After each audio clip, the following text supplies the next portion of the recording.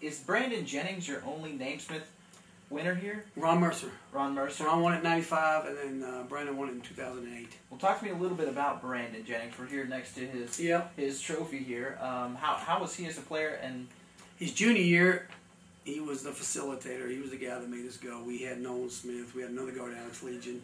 We had Julian Vaughn, who played at Florida State and ended up at Georgetown. And then we had Trey Tompkins, who played at Georgia. Those five were those were our starters. We were 40-1. We lost to Derrick Rose and Simeon in Chicago in a game in January. Came back to win the rest of our games, finished #1 in the country, and he averaged about 15 a game that year. Nolan did. He was Brandon. He was our second or third leading scorer on the team. I think he was third leading scorer. He comes back as a senior. Those guys are all gone. We start 2 sophomores and 2 juniors in Brandon, and Brandon averages 35, sets all these scoring records.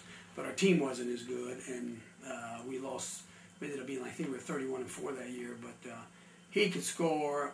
He's a pass-first guy, but in high school he could score anytime he wanted to. Right. I mean, you could not guard him. You couldn't keep him out of the lane. He could shoot threes. He almost seems like a shoot-first player, though, now in the NBA. Everybody thinks that. I mean, I think if he's on a team, he's with the Bucks, and they're middle-of-the-road NBA team, and he's got to do some scoring. But if you put him out there with a bunch of really good players, he can really pass the ball. And he's a willing guy to pass it, but he's in the back of his mind, he's always played. He's been on teams where he had to score. You know, being here as a junior, only averaged 15. He averaged 20-some a game as a sophomore in Compton Dominguez before he transferred here. So he gave of himself as a junior for us to win. And then his senior, I told him, I said, you have to score your senior year. And there's some games I said, you have to take over the game almost every time down and look for your shot. And we had the ball in his hands, so he was making plays, and he scored over 50 3 or 4 times. He scored over 40 about 8 times. He set the school record. He scored 63 in a game. That night he had 13 threes, I think, that night. He scored 63 against a 2-3 zone. Oh, wow. They were playing 2-3 zone, and they never came out of it. I was looking at the tape 4 or 5 times. I'm like, the guy's got like 39 at half. We went down at half, and he always asked us when he had big nights, not that he wanted to set the school record, but he knew he was capable. And there was games I took him out in the fourth quarter with 5-6 minutes to go, and he had like 45 points. And I think he thought, man, I can score 60, coach, if you leave me out there. But we're also beating somebody pretty bad, and I didn't want to do that. But that night he got on fire, and he had 39 at half. And I didn't know it. My assistant, he got 39. We went down at halftime. I went, well, he might break the school record tonight because he only had to get 24 points to do it, 23 because the school record was 61. So we knew what he had during the game. I took him out with 6 minutes to go. He had 63 with six minutes to go. When I took him out, he didn't know what he had. So I told my assistants to tell him that he had. I said, tell him he tied the school record.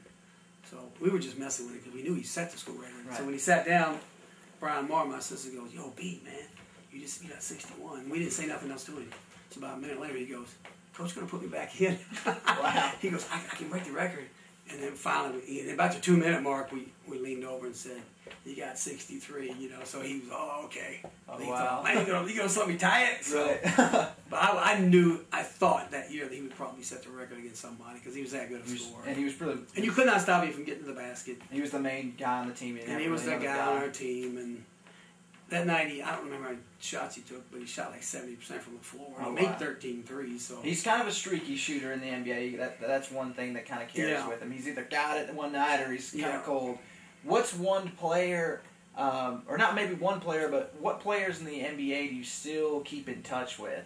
Is there some that have kind of branched off and they've kind of forgotten about the plays? I try to go watch them when they're in Charlotte because we're 2 hours away, and that's the closest NBA market to us. I keep up with their schedule. We're close with Ray John. Josh Smith probably more than any other player.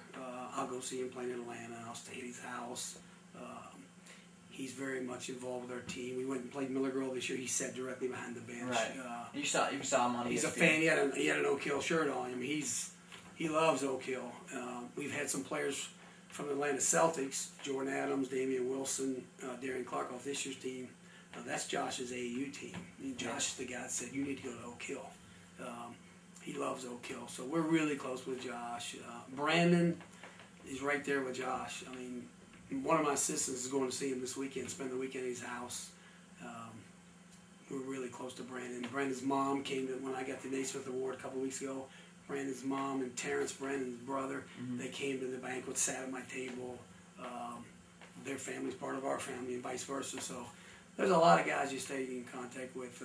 I think that would be surprising as far as Brandon Jennings to most people because he kind of puts off that Compton type thing. Right. But he was here for 2 years at a private Baptist boarding school. So and he never, he went to Arizona. He never played, so he claims Oak Hill. That's his school. He doesn't have a college.